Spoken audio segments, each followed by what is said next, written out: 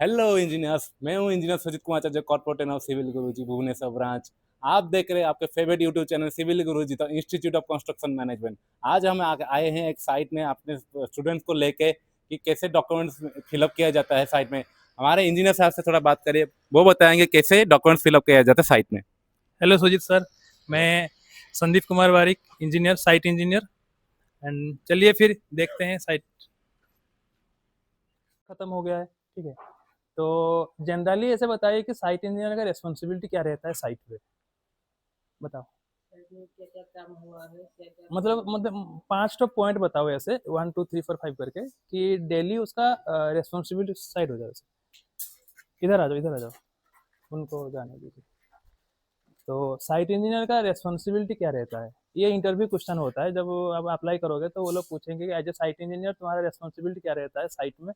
5 या 10 पॉइंट बताओ, 5 बताइए, बताओ। तो हमको देखना सेफ्टी है कि नहीं सबका सेफ्टी। ओके। और और उसके बाद फिर हमको लिखना है ड्राइंग के हिसाब से काम हो रहा है कि नहीं हो रहा है। ओके। और जो सर जो होता है ना, जो मिस्त्री और लेबर होता है, उनको समझाना है क्या क्या काम करना है। ओके। 3 हुआ, और 2। तो कितना मटेरियल है, कितना मटेरियल प्रॉपर यूज हो रहा है नहीं, उसके ठीक, हिसाब से और कितना मटेरियल लाना है वो सब। ठीक है। मतलब कितना मटेरियल है, कंजप्शन कितना हुआ है और रिक्वायरमेंट कितना है, उसका अपडेट देना है। और एक बताओ, 4 हुआ। तो वेस्टेज नहीं होना चाहिए। नहीं, वेस्टेज नहीं होना चाहिए। ये तो आपको डेली बेसिस में रखना चाहिए। मतलब वो आपका, जो मैंने बोला कि उसका रेस्पॉन्सिबिलिटी क्या था, मतलब एक दिन का आपका अपडेट क्या देना चाहिए, क्या क्या चीज आप देखोगे। मतलब इतना काम हुआ है और इतना काम अभी है उसको सब लिखना है। मतलब आज इतना काम हुआ है, कल और कितना काम हुआ उसको सब अपडेट करना है। कमिंग डे का प्लान बनाना प्लान है, बनाना है, हाँ। ठीक है। वही तो, ठीक है, ठीक है। और एज पर प्लान सब कुछ ठीक ठीक चल है। रहा है कि नहीं, उसका अपडेट देना है, ठीक है। मटेरियल जैसे कि बोले, मटेरियल वेस्टेज नहीं होगा, कितना मटेरियल स्टोर में है, वो कितना कंजप्शन हुआ है, कितना लगेगा, उसका अपडेट आपको डेली जो डीपीआर बनाते हैं, एक डीपीआर बना के अपडेट करना है, ठीक है। और जैसे आज का आप डॉक्यूमेंटेशन है, ठीक है। तो आज का दिन का आप पहले सुबह आए तो क्या क्या चेक करोगे, डॉक्यूमेंट क्या बनाओगे, रिपोर्ट क्या बनाओगे आज का। जैसे आप छोड़ के गए हो कल सुबह तक जो जो चीज, कल शाम तक जो जो चीज छोड़ के गए हो, आज सुबह आके क्या रिपोर्ट बनाओगे। कुछ उसमें मिसिंग हुआ कि नहीं हुआ। और कुछ, ये तो मटेरियल का हो गया। हम्म। और दूसरा, ये रिपोर्ट फॉलो के देखे हो क्या क्या लिखा है इसमें।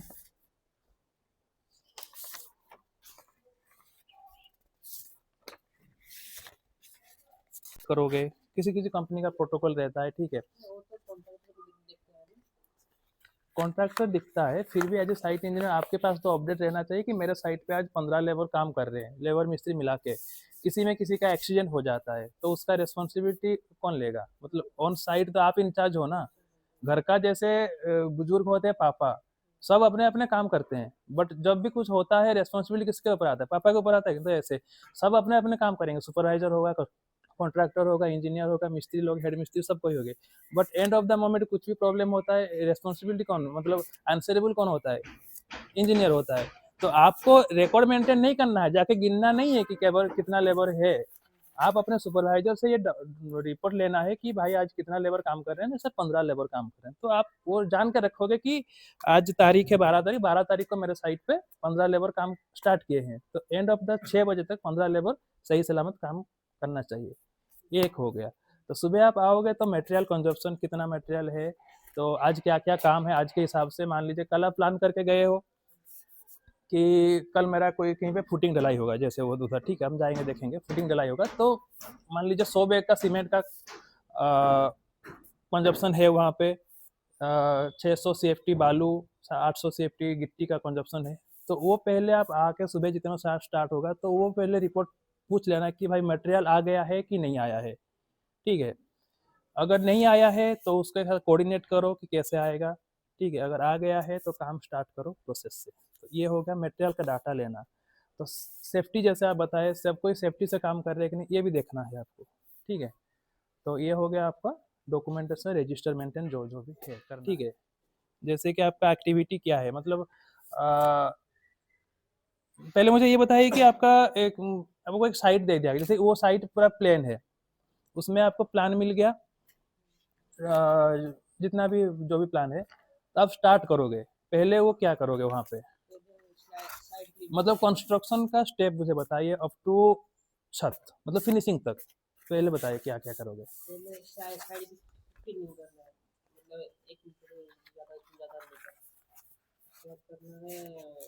फाउंडेशन करने के लिए आर्ट से एक्सटेंशन करना है, और फिर मतलब सेंटर लाइन के बाद पहले सेंटर लाइन करना है, फिर उसका एक रेफरेंस लाइन लेना है, कार्ड शुरू करना है। एक्सकवेशन करोगे, तो आपको ड्राइंग में मान लीजिए फुटिंग का साइज है 7x7, तो आप एक्सकवेशन कितना करोगे। 7x7 हाँ, फुटिंग का साइज है, कास्टिंग होगा 7x7, तो आप एक्सकवेशन कितना करोगे। मतलब 7 फुट का है ना, तो 7 हाँ, फुटिंग का साइज है तुम्हारा 7x7, मतलब लंबाई में 7, चौड़ाई में 7, तो आप एक्सकवेशन कितना करोगे। और फिर डेप्थ छोड़ दीजिए, आप मतलब साइज के बताइए, उसमें लेना पड़ेगा 300 ज़्यादा करना पड़ेगा, 300 एक्स्ट्रा एक्स्ट्रा। 700 ज़्यादा लेके करना पड़ेगा। हाँ इससे हाँ, अगर हम 7x7 मतलब है तो 7 फीट है, 7 फीट बोल रहा हूँ मैं, तो एग्जैक्टली 7x7 करेंगे तो दिक्कत क्या आएगा। दिक्कत है, मतलब शर्टिंग लगाने के लिए दिक्कत है, हाँ, लेबर ले जाना पड़ेगा। तो एच पर कोड कितना कितना है, कितना हम एक्स्ट्रा ले सकते हैं, कितना लेंगे वो, मतलब कोड कितना बताता है हमको कितना लेना है एक्स्ट्रा। अगर 1500 डेप्थ होगा, जैसे आप 300 बताए, 750 बताए, तो एग्जैक्टली क्या है, किसमें कितने में 300 लेंगे, कितने होगा तो 750 लेंगे। अगर डेप्थ अगर 1500 mm से ज़्यादा होगा तो 300 लेंगे, अगर 2 मीटर तक होगा तो 750 लेके जाएंगे। ओके, फिर उसके बाद उसके बाद क्या एक्सकवेशन हो गया, फिर उसके बाद सैंड फिलिंग करना है। हाँ, कितना सैंड फिलिंग होता है, स्टैंडर्ड बताइए। स्टैंडर्ड 4 से 6 हाँ, और उसके बाद तक होगा पीसीसी। पीसीसी, फिर पीसीसी बनने के बाद वो भी होगा 4, हाँ वो छोड़िए, वो तो स्टेप बताइए कितना करना है। होगा डिजिटल कलम को फाउंडेशन होगा, फाउंडेशन होगा, फिर कलम खड़ा होगा, फिर फिर बैक फिलिंग होगा, हाँ, फिर बैक फिलिंग पे होगा ग्राउंड बीम होगा। प्लिंथ बीम होगा। आप लोग किसी में यहाँ से पहले साइट में जो काम किए हैं कि मतलब पूरा फ्रेशर ही हो, साइड में काम करते हुए दिखे दिखे हैं, मतलब कहीं पे जॉब, आप लोग का प्रैक्टिस डिप्लोमा विथ बीटेक है कि +2 विथ बीटेक है। डिप्लोमा। अच्छा, आप लोगों का भी। सर मेरा डिप्लोमा +2 बीटेक। अच्छा, और फिर बीम हो गया, फिर उसके बाद फिर कुछ और होगा, मतलब 1 लाइन डिफरेंस होगा, हाँ, फिर डीपीसी होगा, डीपीसी होगा, फिर होने के बाद फिर से डीपीआर होगा। कलम खड़ा नहीं करोगे। हाँ, कलम खड़ा करेंगे, फिर वो बताओगे ना, बीम हो गया, फिर कलम खड़ा करोगे, फिर वो मतलब प्लेस लेवल तक लेके जाएंगे ना। प्लिंथ लेवल हो गया, फिर उसके बाद क्या। फिर से बैक फिलिंग होगा, हाँ मतलब प्लेस लेवल तक बैक फिलिंग होगा, फिर होगा बीसीसी। हाँ, फिर करने के बाद फिर से वो होगा 1 डिग्री का, फिर डीपीसी होगा, हाँ, फिर फिर होगा ब्रिक पर अप टू सील लेवल। अभी तक आप कलम खड़ा नहीं किए हो, कलम खड़ा नहीं करोगे, हाँ, कलम तो वाल होने के बाद कलम करोगे कि पहले कलम होगा फिर वाल होगा। नहीं, दोनों प्रकार से हो सकते हैं, स्ट्रक्चरल और लोड बेयरिंग। हाँ अगर स्ट्रक्चरल करना है तो पहले कलम करना पड़ेगा, हाँ, और लोड बेयरिंग करना है तो कलम के साथ ब्रिक का होगा।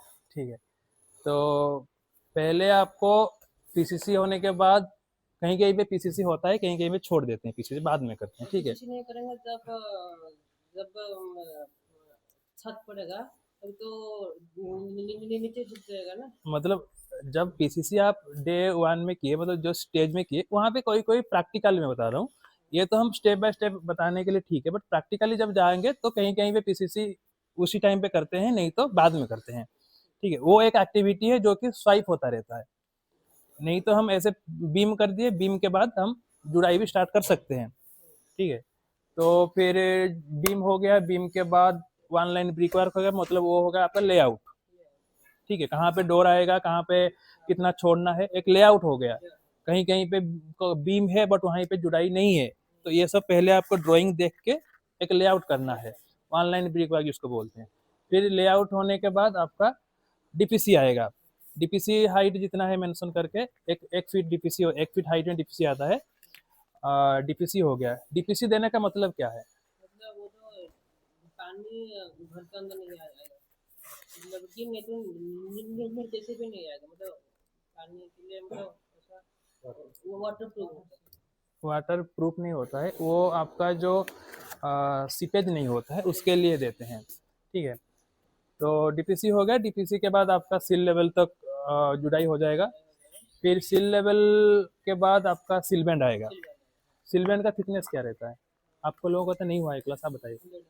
100 mm। तो फिर सिल लेवल के बाद आपका उन लोगों के लिए फिर ज्यादा छोड़ना पड़ेगा। ये हो गया। जब सिल लेवल आ जाएगा तभी जो डीपी हम पीसीसी का बात वहीं पर स्वाइप होता रहता है, तो यहाँ पे आपको पीसीसी करना पड़ेगा सिल लेवल के पास पास। जब आप बीटेक के हो ना, जब आप मास्टर्स करोगे, एमटेक करोगे कहीं कहीं पे, तो आपका एक प्लानिंग रहता है। प्लानिंग इंजीनियर सुने हो कहीं पे? प्लानिंग इंजीनियर रहता है। तो एक प्रोजेक्ट स्टार्ट होने के पहले एक प्रोजेक्ट का पूरा प्लान हो जाता है कि क्या क्या एक्टिविटी रहेगा और एक्टिविटी कितने दिन का रहेगा, ब्रिक वर्क कितने दिन होगा, फुटिंग का एक्सकावेशन कितने दिन का होगा। ठीक है, वो एक्टिविटी के हिसाब से आपको एक शेड्यूलिंग किया जाता है कि ये प्रोजेक्ट 1 साल चलेगा, 2 साल चलेगा, 5 साल चलेगा। ठीक है, तो इसके हिसाब से कौन सा एक्टिविटी कितने टाइम लगेगा और कौन से स्टेज में होगा, ये उसमें रहता है। तो आपको वो भी करना, वो होता है प्लानिंग इंजीनियर का काम। उसके लिए सॉफ्टवेयर आता है, जैसे कि आप सुने होंगे प्राइमावेरा, एमएस ऑफिस, जो भी है एमएस प्रोजेक्ट, उसमें उसका शेड्यूलिंग होता है। ठीक है, तो उसमें आपको जो यहाँ पे जो एक्टिविटी लिखा है आपका,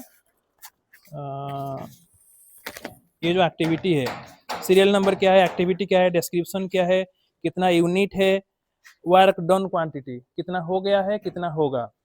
ठीक है, ये मैनुअली कर रहे हो, वो सॉफ्टवेयर में आपको करना पड़ेगा। ठीक है, वहाँ पे करके आप प्रिंट निकाल सकते हो। अगर काम करना है तो उसको फिर लाना पड़ेगा यहाँ पे। हाँ, आप लाना पड़ेगा, मतलब एक तो आप हार्ड कॉपी साथ में रख सकते हो, या फिर साइट पे आपका सिस्टम अवेलेबल है तो उसके हिसाब से आपको डेली अपडेट लेना चाहिए कि हमारा जो एक टेंटेटिव, जैसे आप एस्टिमेशन बना रहे हो ना कि ये प्रोजेक्ट का कॉस्ट इतना आएगा, जो बीओक्यू बनाएगा कि 1 करोड़ का, ये 70 लाख का प्रोजेक्ट है, तो एग्जैक्ट 70 लाख का प्रोजेक्ट नहीं बनेगा, 66 बनेगा या फिर 78 बनेगा। ठीक है, तो एक एस्टिमेशन जो होता है, तो ये भी जो प्लानिंग होता है, शेड्यूलिंग होता है, एक एस्टिमेशन ही होता है कि हमको 1 साल में ये प्रोजेक्ट खत्म होगा। उसके बीच में आपका कहीं पे किसी का त्योहार आ गया, कहीं पे छुट्टी हो गया, कहीं पे कुछ एक्सीडेंट हो गया, काम कुछ दिन के लिए बंद हो गया, या फिर काम फास्ट हो गया, तो जल्दी खत्म हो सकता है, डिले भी खत्म हो सकता है। तो एक टेंटेटिव अमाउंट लेके आपको चलना पड़ेगा कि हाँ 1 साल, बट 1 साल लेके टेंटेटिव बोल रहा हूँ, मतलब ये नहीं है कि आपका वो प्रोजेक्ट 1 साल से वो 1 साल 2 महीना खत्म डिले हो सकता है। ऐसा नहीं है कि 1 साल बोले हैं तो डिले होगा तो पूरा दूसरे 1 साल डिले हो जाएगा, ऐसे नहीं होगा।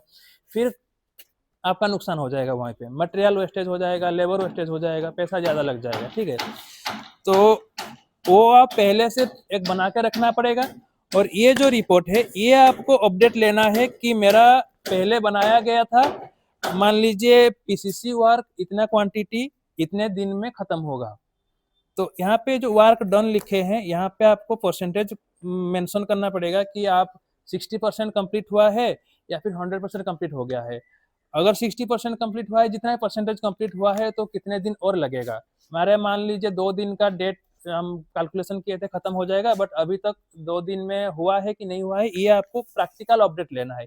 ये आपका एग्जैक्ट है और वो आपका टेंटेटिव है, दोनों को मिलाना है, तो बीच में आपका निकल जाएगा क्या, कितना डिले हो रहा है, कितना गैप रह रहा है।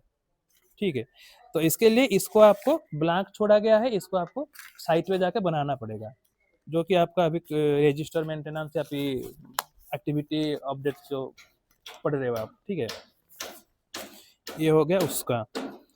तो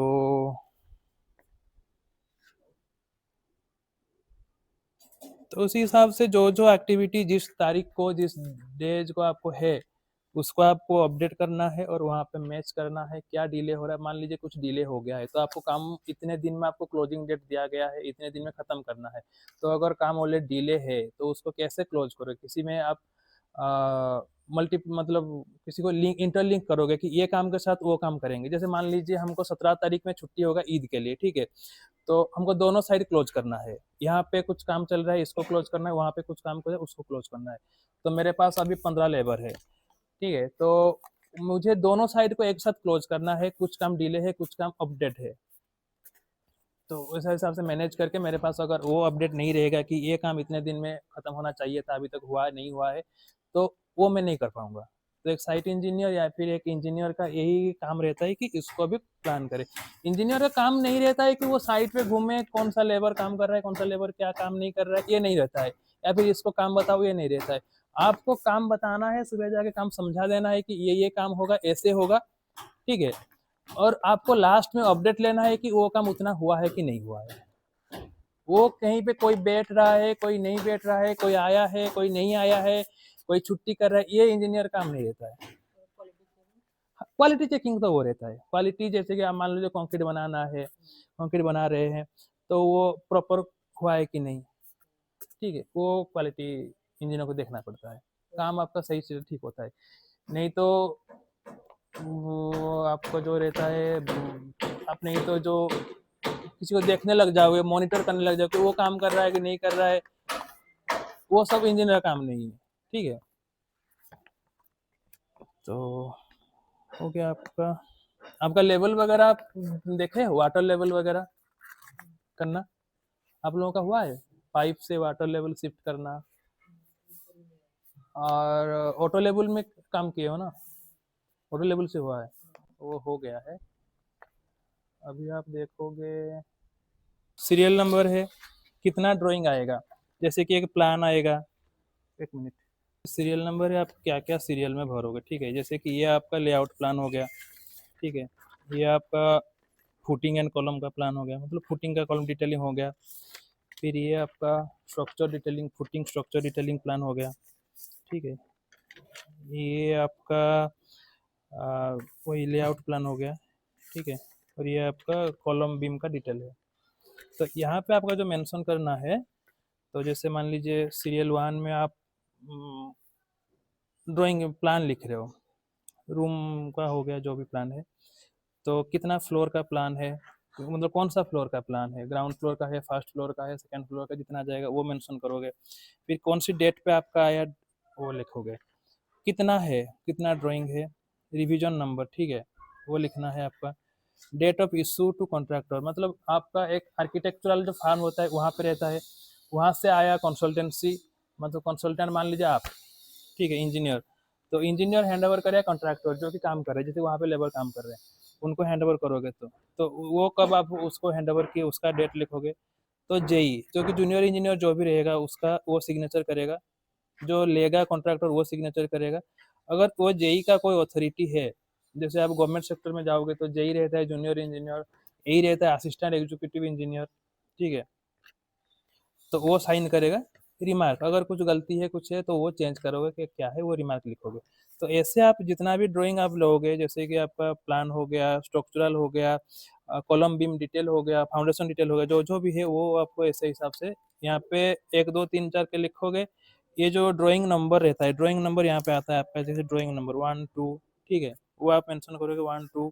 सीरियल नंबर क्या है हो जाएगा, कौन सा ड्राइंग है, एक ड्राइंग नंबर 1 का कौन सा ड्राइंग है, ड्राइंग नंबर 2 का कौन सा ड्राइंग है, कौन सी डेट पे रिसिप्ट किए हो, और रिवीजन कुछ है, मतलब कुछ चेंजेस है, गया है कि नहीं गया है, जाएगा।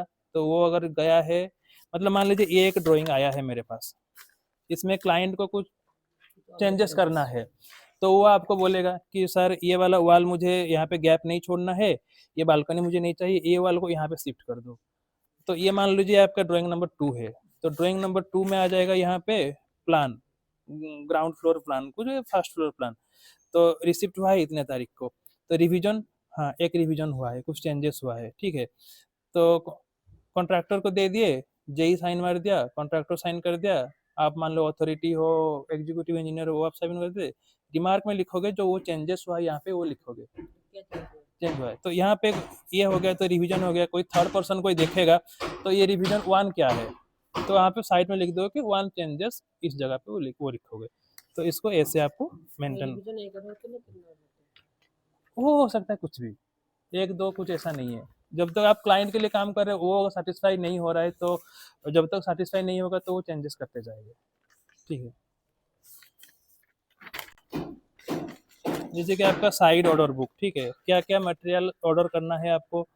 मान लीजिए यहाँ पे सीरियल नंबर 1, डेट, आज का डेट मान लीजिए, इंस्ट्रक्शन बाय क्लाइंट, वो अगर कुछ इंस्ट्रक्शन है जैसे कि ये जो ईटा देख रहे हो, देखो MSD लिखा है, ठीक है, तो वो लिखोगे कि ब्रिकवार के लिए क्लाइंट MSD का ईटा रिक्वायर कर रहा है बोले तो वो लिखोगे। कंपनी करनी कंपनी अपने जो ये रहता है उसका, क्या बोलते हैं उसका, जो रेट फाइनल होता है क्लाइंट के साथ, वो कुछ मटेरियल देता है कि हम ये मटेरियल इतने रेट में ये मटेरियल देंगे।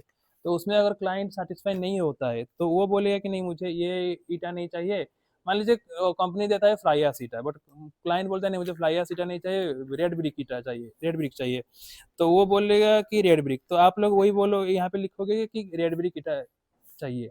कौन सी कंपनी का रेड ब्रिक, रेड ब्रिक बहुत डिफरेंट कंपनी का आता है तो वो मेंशन करोगे। और कंप्लेंट्स बाय कॉन्ट्रैक्टर, वो कुछ नहीं है। सिग्नेचर ऑफ क्लाइंट, जैसे उसको दिखा दिए कि हाँ आपने ऑर्डर किए थे रेड ब्रिक और रेड ब्रिक आ गया है तो वो सिग्नेचर कर देगा। सिग्नेचर ऑफ कॉन्ट्रैक्टर, रिमार्क, जो भी लिखना है, कुछ नहीं। रेसिडेंशियल प्रोजेक्ट में वही सब एक ही है। यहाँ पे मैन पावर क्या क्या लगा है, कितना मैसन है, कितना फीमेल हेल्पर है, कितना मेल हेल्पर है। वो जैसे बोले कि आप आए हो 15 हेल्पर, 15 लेबर में 15 लोग मेरा काम कर रहे हैं, उसमें से सब 15 में मिस्त्री नहीं है कि 15 हेल्पर नहीं है कि 15 लेबर नहीं है, उसमें डिफरेंट डिफरेंट है। और सबका हिसाब से रेट भी अलग अलग होता है, कहीं पे कहीं मिस्त्री 700 रुपये लेता है, कहीं हेल्पर 300 रुपये। अगर आप सबको यहाँ पे मिस्त्री में डाल दोगे तो सबका 700 रुपये हो जाएगा, ऐसा नहीं होगा, ठीक है। तो ऐसे मेंशन करना होता है। कॉन्ट्रैक्टर नाम, कौन सा कॉन्ट्रैक्टर काम कर, मतलब बड़े बड़े प्रोजेक्ट हो तो वहाँ पे 3-4 कॉन्ट्रैक्टर है, 3-4 का कौन सा कॉन्ट्रैक्टर है, कितने कितने लोग काम कर रहे हैं, उसमें से मिस्त्री कितना है, फीमेल कितना है और हेल्पर कितना है, ये सब मेंशन करना है। फिर सिग्नेचर वगैरह करना है जो करना है। ये है स्ट्रक्चरल ड्राइंग रजिस्ट्रेशन, रजिस्टर जो है वही सेम जैसे पिछले ड्राइंग में बताया था कि कौन सा स्ट्रक्चर है, बीम का है कि कॉलम का है कि फुटिंग का है। डिटेल ऑफ ड्राइंग क्या नाम है, इसमें डिटेल ऑफ ड्राइंग में इसमें आता है नाम, ठीक है। जो ये फाउंडेशन है कि लेआउट है कि बीम ड्राइंग है, वो सब लिखना है। कब रिसिप्ट किए हो, कॉन्ट्रैक्टर का इशू कब हुआ है, जो जो अथॉरिटी है उनका सिग्नेचर, अगर कुछ लिखना है रिमार्क में वो लिखना है, ये सब रहता है।